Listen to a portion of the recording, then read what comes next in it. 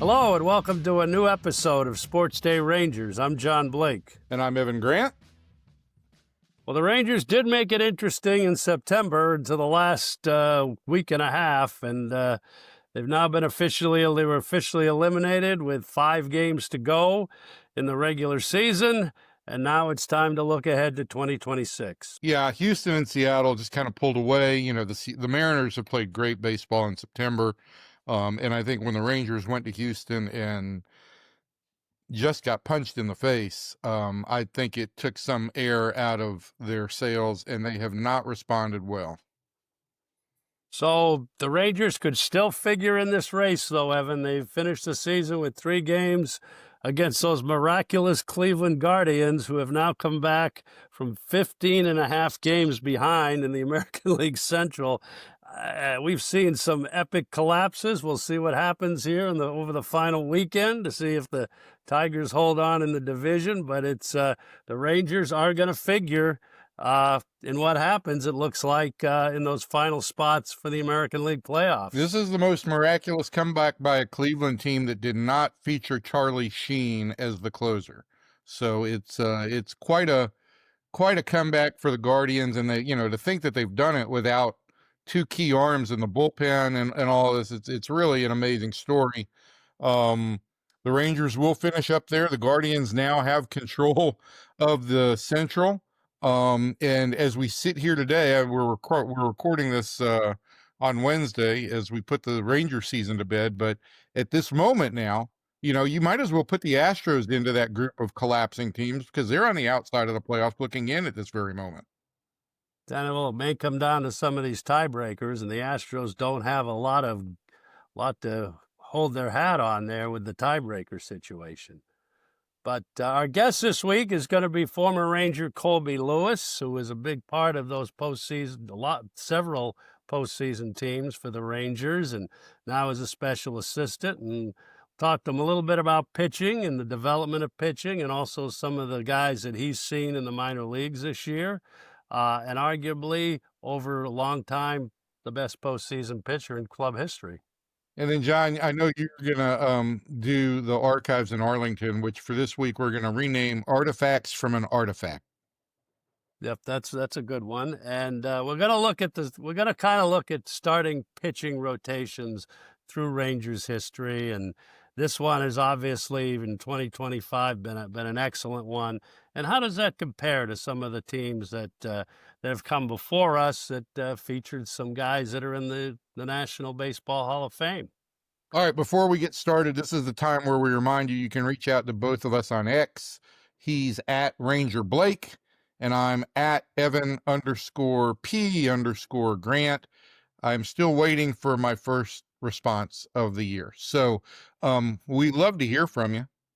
Bottom of the 9th, bases loaded. Here comes Jimmy Dale from Baker Brothers Plumbing, AC, and Electrical. Thanks, Chuck. When your home pitches curveballs, Baker Brothers knocks it out of the park. Home run, Baker Brothers. Incredible. As the official home service partner of your Texas Rangers, we're offering $300 off a tank or tankless water heater. Another winning call. Visit callbakernow.com or dial 214-342-1171 today.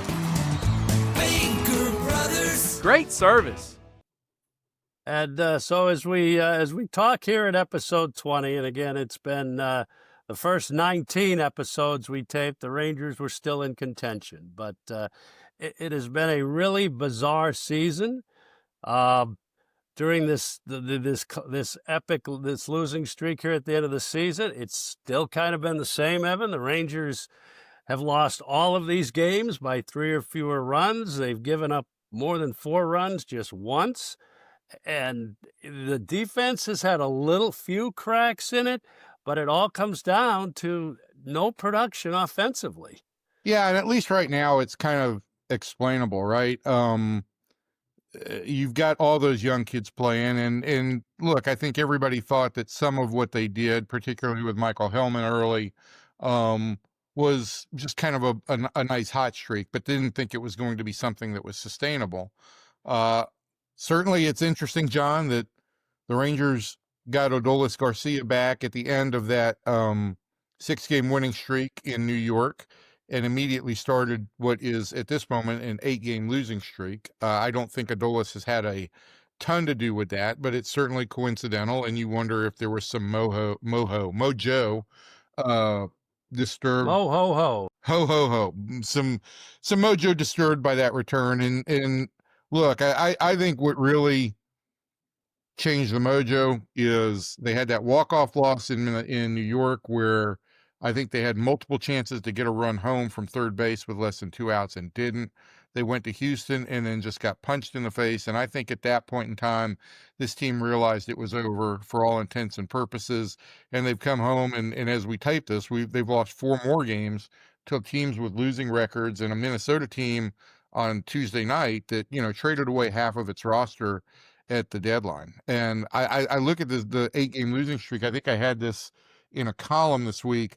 The Rangers were hitting 205 in that 8-game, hitting 204 in that 8-game eight-game losing streak, and they were averaging, less than 3 runs a game. And there's just no offense there. It's been the story of the season. It's going to be the story of the offseason, because I do think that there are going to be some changes to how this offense is approached and to what the focus is going to be. So it was interesting after the game on Tuesday night, Bruce Bochy kind of mentioned, and I don't think he used the word energy. I think he kind of worked around it. He never used the word effort or energy. Right. He did use the words intensity and focus, and I've never heard him use those words. I called it their worst game of the year, which in a lot of ways it was. It just did not look like they were into the game. It looked like from 30,000 feet in the John Blake press box above the field that this was a team that was going through the motions. And, they were missing a lot of guys, and Wyatt Langford went out again in the 4th inning, and I suspect he's probably going to be done for the year. But I thought what Boch said needed to be said, and he doesn't use those words lightly. And he's, I've heard from people on social media, well, why didn't he say this earlier? And look, I think, sometimes it matters more when you don't say it. And he's waited as long as he possibly could, and I think he's seen a team that he feels like is not into the games properly at this moment. And you look at the Marlins and the Twins. In the last 4 games, the Rangers have allowed 14 stolen bases. They've missed some plays. And again, I agree with you. I think the lack of your stars, Corey Seager, Marcus Semien, guys that have been out, is starting to catch up with this group. I mean, there's a reason, these guys that were doing well over that stretch, didn't have a major league track record. But let's talk about just a little bit. You mentioned this a little earlier. And pitching, I don't, but how do you evaluate if you're Chris Young and everything, and you're looking back and you have your 12, 13 offensive players that were your nucleus this year? How do you evaluate that going forward? You can't replace all these guys. So no. How do you even begin to look at, Jake Berger and Josh Young and, all these guys that really did not perform offensively all year? No, I think if you take the offensive side of the baseball and you take Corey Seager and you take Wyatt Langford out of the mix, everybody that had any element of major league experience regressed. That's just an ungodly number. I sit here and I look today as we're taping this, and there are 7 players with 200 or more plate appearances on this team that have less than a 300 on base percentage. Wholly unacceptable. This team doesn't take walks. Jake Berger has 90 strikeouts and 12 walks. Josh Young has a 5-to-1 strikeout to walk rate. These are just unacceptable numbers. And I think these are things that need to be said in exit interviews with these guys. Is either you're going to make adjustments and you're going to figure out a way to contribute when you're not red hot at the plate, or you're not going to be guaranteed playing time. And I think that's the only way to proceed at this point. It's going to be interesting to see how Chris, and again, most of his bullpen is going to be free agents, so you're going to have to remake that. I think you can, and again, we'll talk about this over the offseason. Your starting pitching looks pretty solid for next year, but that offense, again, where do you find the help? Is it other guys, the minors? Is Sebastian Wolcott an answer? I mean, who knows, right? I mean, but it's been so puzzling this year. I think the Rangers are going to have to go out and in this offseason get a position player who has, for lack of a better term, presence is going to be the right word. Corey Seager is a performer. Marcus Semien is a performer. They go about their jobs entirely differently, or how they prepare for it. I think they need somebody in that clubhouse that is, for lack of a better term, a uniter, a guy who brings everybody together and who can kind of take on the role of quote unquote team leader. That's a very vague title, but I think that's something you need. You look around the free agent pool, and I see guys out there who potentially have that ability. They're going to be expensive. Kyle Schwarber would be very expensive, and you run into the question of how do you exactly move Kyle Schwarber into the lineup, because you've got a DH making a lot of money. Alex Bregman certainly has that reputation. He's a third baseman. That obviously would put Josh Young in some jeopardy. JT Realmuto is a guy who, his performance has gone down a little bit, but as a catcher, he's got a real performance and a real presence and a real track record. So I'll be interested to see how the Rangers look at guys like that, because I think that's a necessity at this point. And the other thing, and again, we sitting here today, we have no idea how this is going to play out. Bruce Bochy's contract has expired here after 3 years, and we'll see what happens with that here over the next few weeks. Yeah, I mean, and all I can go on is this, but Boch has said he wants to continue to manage, and he still loves it. There have been times this year where he's looked a little bit tired and a little bit worn down, but I also think that he's still very much engaged, and it's hard for me to see this team letting a guy who took them to their first World Series and who is a Hall of Fame manager walk away. But with all of that said, John, they've also got a great managerial prospect on hand in Skip Schumacher. So it's going to be an interesting decision for Chris Young. It's an interesting decision for Bruce Bochy if this season, when he sits back and considers it, if it has finally worn him out. But the Rangers have a very busy offseason ahead of them, and it's going to be really interesting to see how things play out. Yeah, and then I, as we stand here, I still think, and we mentioned that last week, that getting a winning record, and as we speak, they got to win. They got to go 3-2, and they still got to go to Cleveland. But that to me is a big optic as you enter any offseason. You and I have talked about this, and you and I are both old souls on this, and I know that in this day and age, it only matters whether or not you made the postseason or not. But for me, 82 wins or better represents if not a successful season, it certainly represents that this was a team that won more than it's lost, and that's what you ask for from your teams. So our guest this week is Colby Lewis, as we said, probably the most successful postseason pitcher over multiple postseasons. Nathan Eovaldi's 2023 postseason was one for the books. And we'll get Colby's thoughts on this year's Rangers team and some of the young pitchers that he's seen in his role as special assistant, and we'll talk to him next.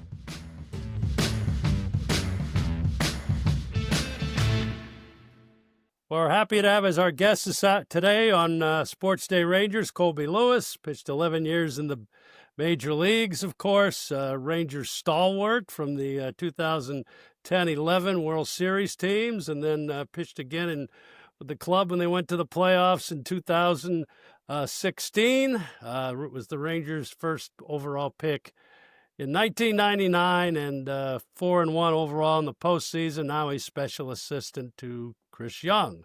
So, Colby, thanks for joining us today. I appreciate it. Thank you guys for having me on. Well, I usually start with a history question, and then we'll talk about, your role and everything. As you should. Right. Well, I want to go back to 2002, your first year in the big leagues.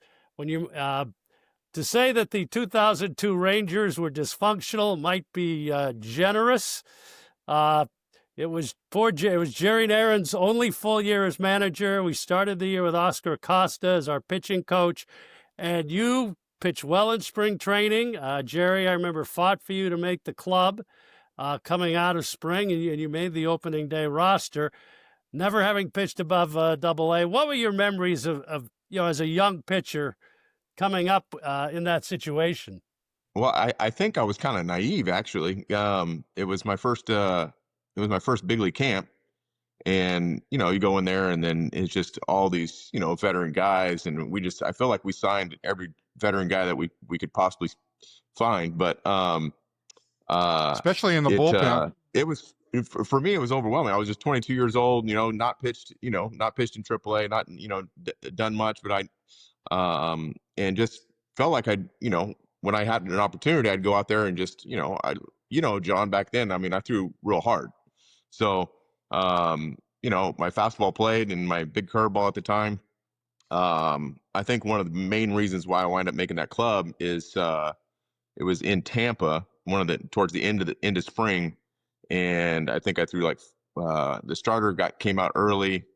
Forget who started that game, and I came in relief, and I pitched like 4 innings, didn't give up any runs, and punched out a bunch of guys, and that was like right towards the end of spring training. And I remember telling myself, I might have a chance to make this club.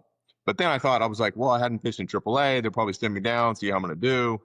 And then, we have those opening games back at the ballpark, preseason, right before the season starts. And my dad and my uncle were driving my truck out.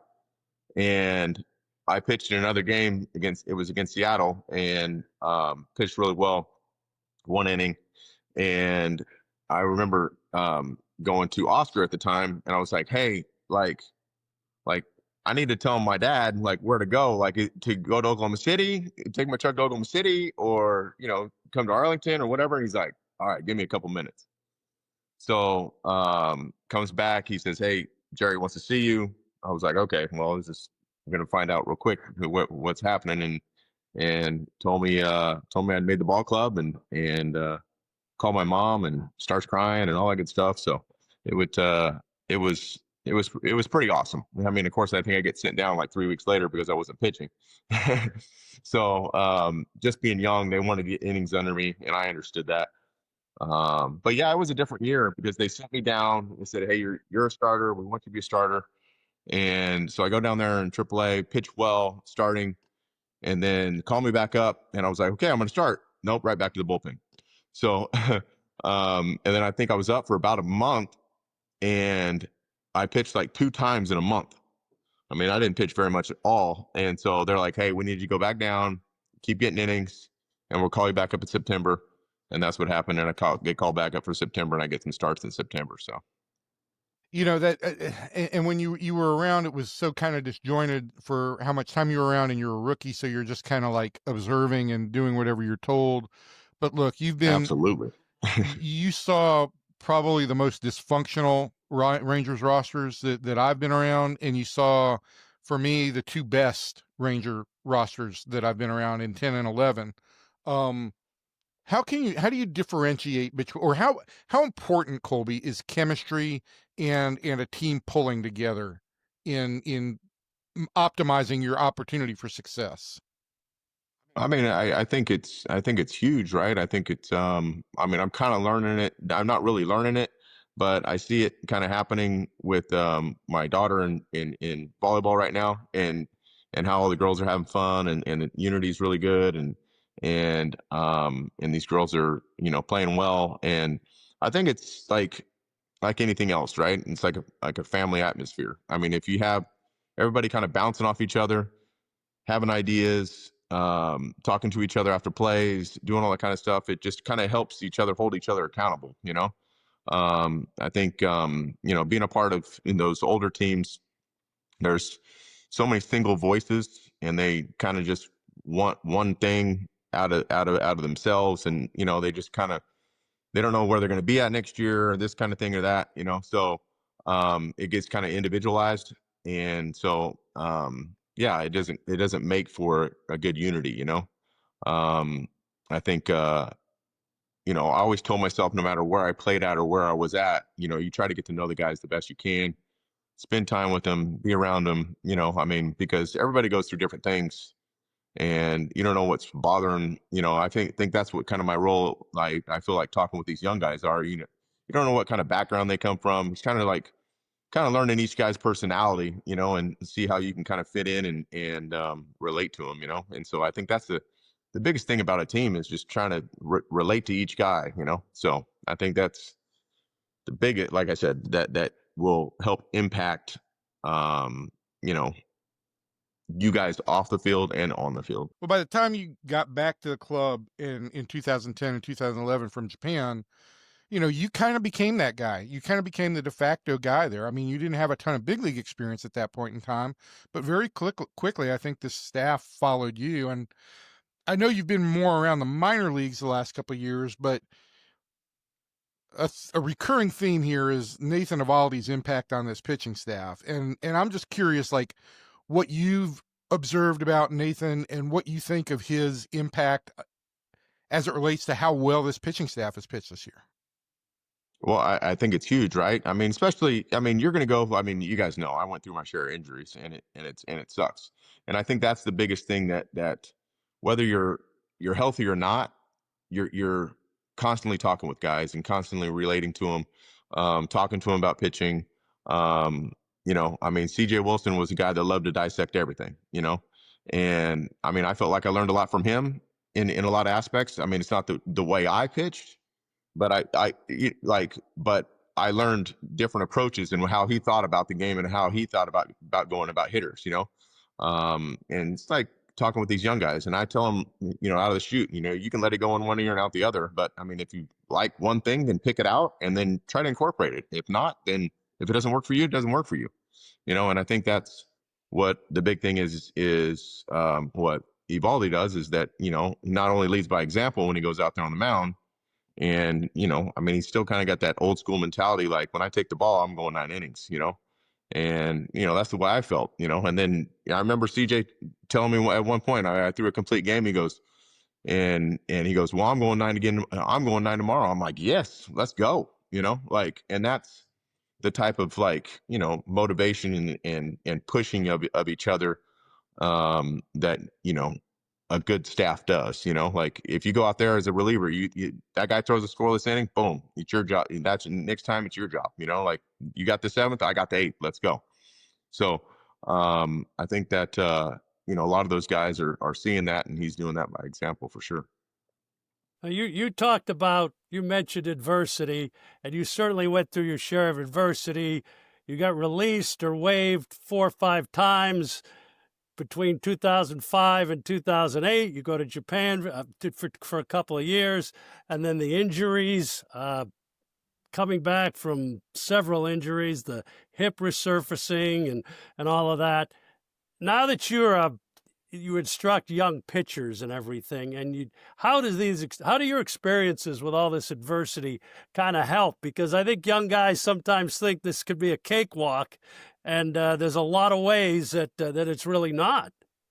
Yeah, I think, I got to talk a little bit with Mark Church, so Churchy's down, and he was kind of down in the dumps a little bit, but it's kind of one of those things. I always call it a speed bump, it's just a part that we push our bodies so much that eventually something, you hope it lasts a long time before it breaks, but some guys, they break and then come back, that I was one of those guys. But I think the biggest thing is just show up every day, like there's going to be days that are really, really hard, and you don't want to go to the ballpark, and you don't want to do the same things, all your exercise and all that kind of stuff is just, it's boring and it gets monotonous, and you just kind of have to, push that aside on your bad days, and then your good days you take advantage of, and you kind of try to take that same mindset into every day. And then, eventually months go by and you're back healthy and back to doing the, what you love to be,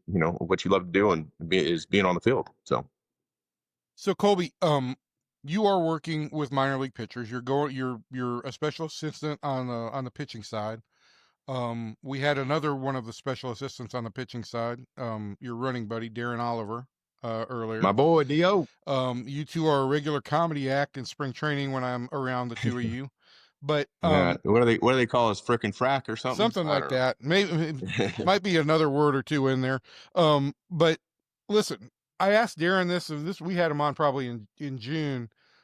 Who did you see in the system this year that really stuck out to you, and what do you think about the overall health of the pitching system right now?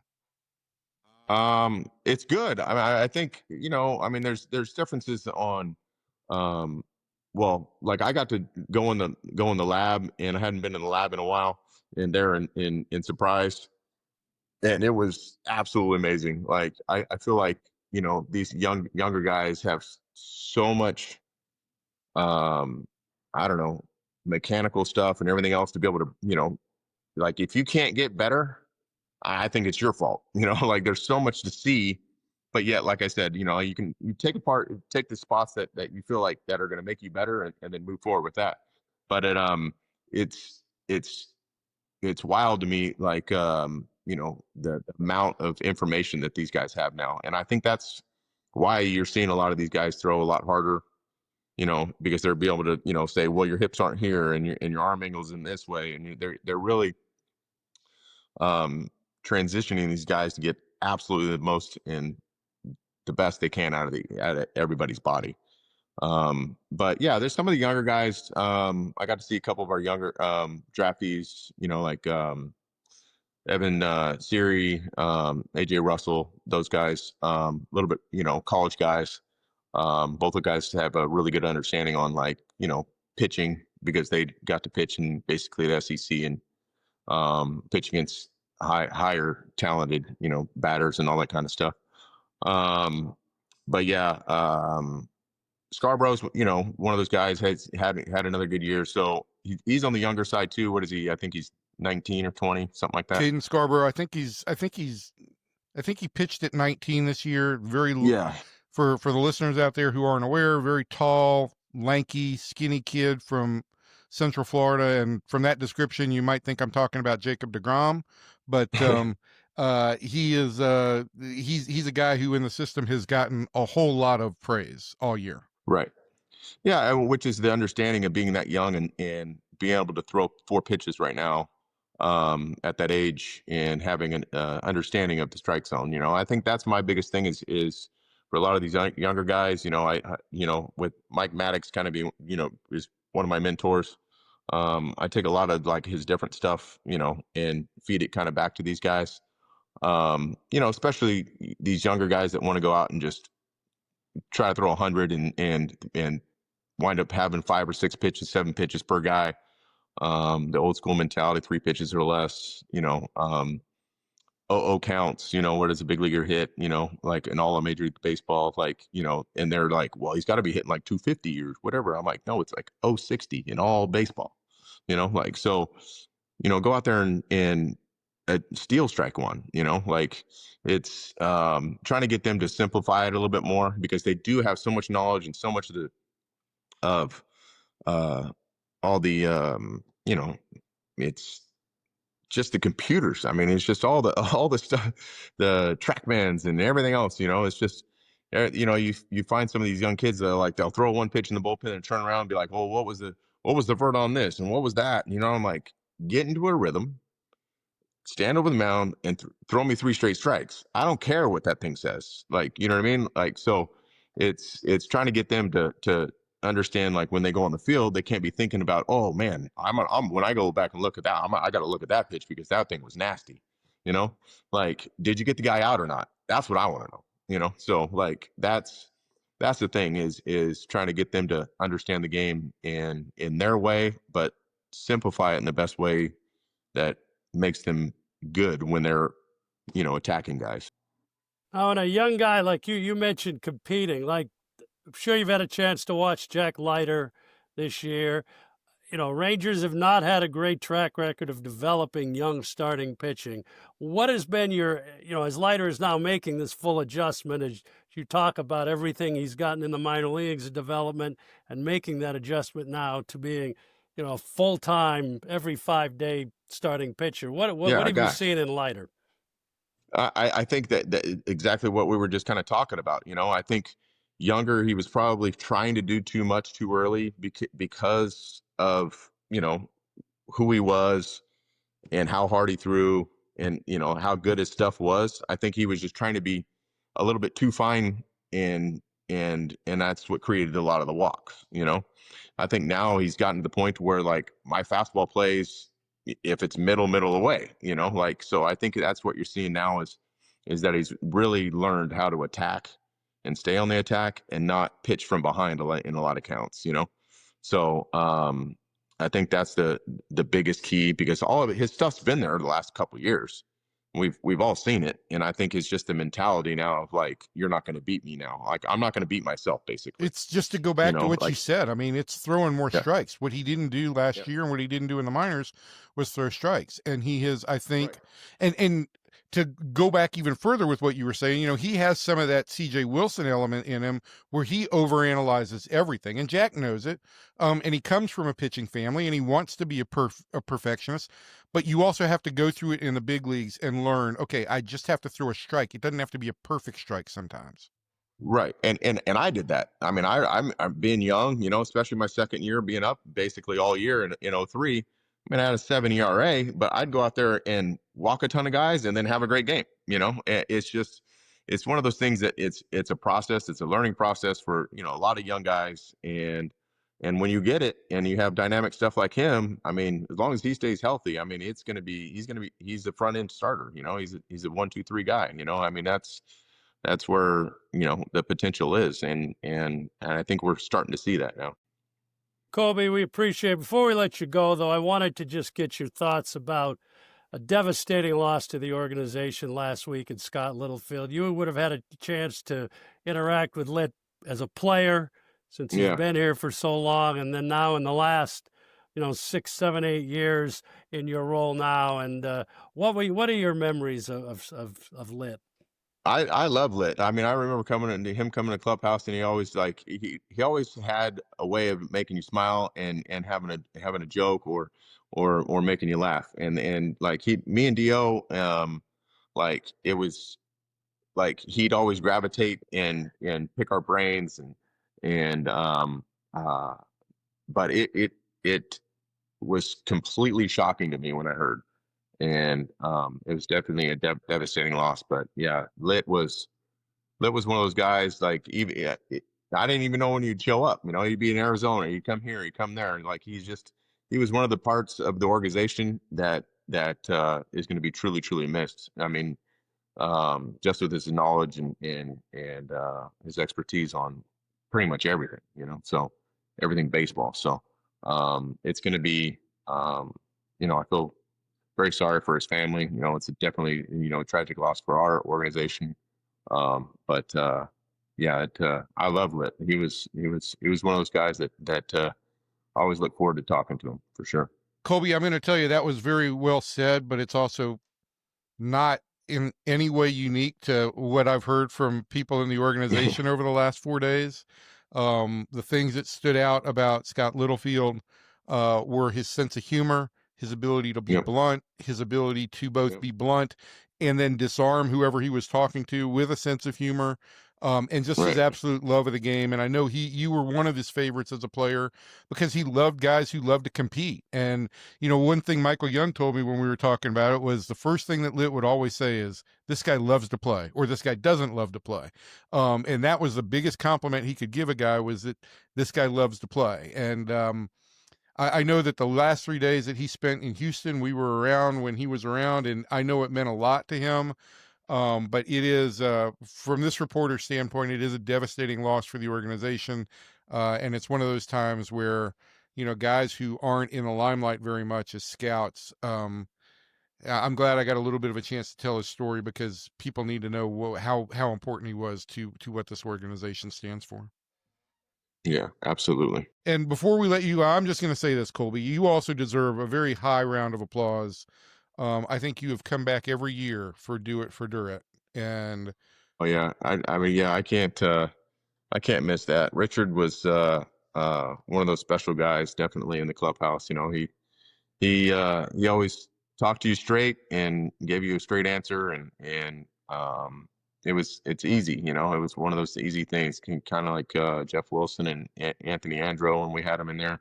You know, those guys are um, few and far to come by. You know, like when well, even yourself, Evan. So. you, it's a real testament to the person that you when are. When you're not coming back for the 7th time, asking me the same question. You were real good. You were real good. You were real good about everybody asking questions, and you get your one little question, and then everybody leaves, and then here comes Evan right back. Yeah, that was the circle back. That's my move, is the circle back. The circle back. Oh, And I'd have to be yelling to shoo him out of the clubhouse. It's time to go, Evan. Time to go. Yeah. Oh yeah. Well, looking for that last story. We appreciate Colby. I'm sure we'll see you soon, and thanks for doing this today. I appreciate it. Thank you guys for having me on. thanks, Colby.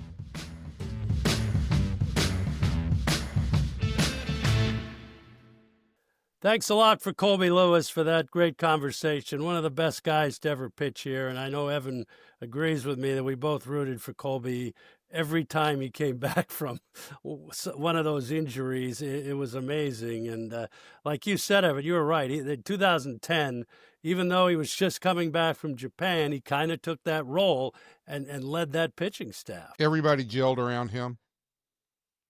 You know, he was amazing.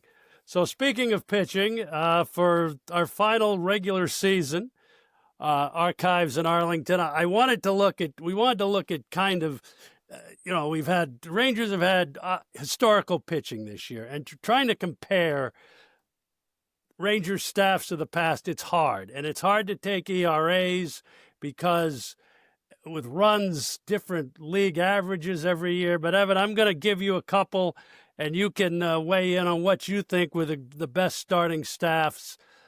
This one, obviously, very, very good when they were all healthy, with Nathan Eovaldi and Jacob deGrom and Tyler Mahle and Patrick Corbin. It was, and Jack Leiter. It's been a really strong staff that in a lot of years we would have begged for this with the offense. So the current team starters ERA, and just using this as a baseline of 3.41 would be the third lowest in team history. And again, I'm just using the top two would be in 1976, 3.21. Two Hall of Famers on that staff, Bert Blyleven, Gaylord Perry, and then to go along with Nelson Briles and Jim Umbarger. 1983, the team ERA was 3.34. Rick Honeycutt was unbelievable. He had a 2.4 ERA to go along with Charlie Huff and Danny Darwin and Mike Smithson. Neither one of those teams had a winning record. The 83 Rangers were actually in first place at the All-Star break, and Chicago blew them out in the second half. So I'm going to take two staffs, and the kind of the criteria I used, and maybe it's not fair, is just how consistent they were.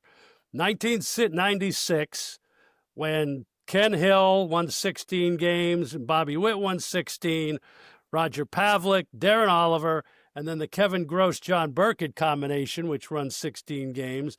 They started 160 out of 163 games, that group, and won 75 games in the first year the Rangers went to the postseason.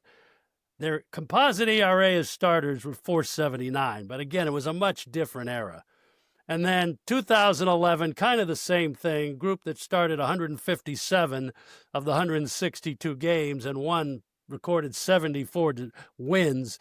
Derek Holland, C.J. Wilson, Matt Harrison, the aforementioned Colby Lewis, and Alexis Ogando, 3.65 composite ERA, and obviously that team won the American League pennant. So those are what would be your kind of if you were looking at great staffs. Well, I wrote down 4 here, and without looking at any numbers. 96 was the first one on my list. I put down the 10 and 11 staffs, and obviously the 11 staff with the addition of Ogando moving from the bullpen into the rotation, then back to the bullpen for the postseason, were the first 2 on my list. You know, there was that point in time when this team had Kevin Brown, Kenny Rogers. That was neither guy had completely hit their stride, but those were 2 as talented homegrown pitchers as the Rangers have ever had. I don't know that those staffs were quite as good as they would have liked. And then the 74 group, I mean, just has to stand out for me because of what Bibby and Fergie Jenkins did that year. So those were the 4 that stuck out for me. Look, the more I've got a Cy Young vote this year, and for me, the 3 most important numbers are ERA, innings pitched, and a strikeout to walk rate. And ever since 96, and I obviously wasn't here in 96, I came in 97, but I know what that staff did, and I know Doug Melvin talked about that staff so much, and the idea that you got so many innings and had so much stability from a starting rotation, that was really the model that the Rangers tried to operate by for 20 years. And it was also where they were on pace for that a lot this year until, you know, the injuries started hitting here, and Malley, I guess, went down, was the first one. Yeah. But, you know, for a while there, that was kind of the model, and the success of those 2 teams in 96 and 2011, where those guys took the ball pretty much every 5th day. You know, Johnny Oates and then Ron Washington knew, but his starter stayed healthy. You knew your starter was going to give you 6 innings. It allowed you to set up bullpen roles much more to your advantage. It allowed for it just allowed you to plan out series much more to your advantage. And look, you look at the teams that are going to go deep into the playoffs this year. I think Seattle hasn't used a ton of starting pitchers.